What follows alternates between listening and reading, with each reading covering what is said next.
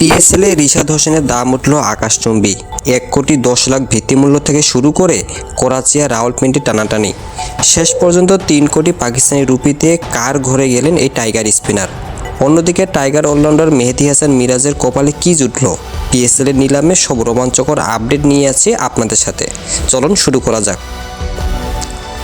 গত মৌসুমে লাহোর কালান্দার্সের হয়ে 13 উইকেট নিয়ে শিরোপা জয়ে বড় ভূমিকা রেখেছিলেন রিশাদ হোসেন।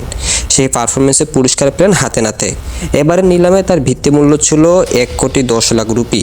করাচি কিংসের সাথে তীব্র লড়াই শেষে 3 কোটি রুপিতে তাকে দলে ভিড়েছে রাওয়ালপিন্ডি।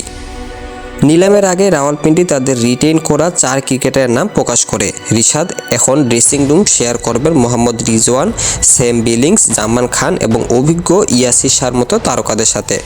অর্থাৎ স্পিন আক্রমণে ইয়াসির ও রিশাদের জুটি এবার বেশ জমে উঠবে। রিশাদের খুশির দিনে কিছুটা মন খারাপ হতে পারে মেহেদী হাসান মিরাজ ভক্তদের। 1,10,00,000 ভিত্তিমূল্য থাকলেও নিলামে মিরাজকে নিয়ে কোনো দল আগ্রহ দেখায়নি। এছাড়াও নিলামে দল পেয়েছেন ফাহিম আশরাফ, ডেভিড ওয়ার্নার এবং নাসিম শাহর মতো মহাতারকারা। পিএসএলে রিশাদের এই বড় অঙ্কের চুক্তি বাংলাদেশ ক্রিকেটের জন্য নিশ্চিতভাবেই গর্বের।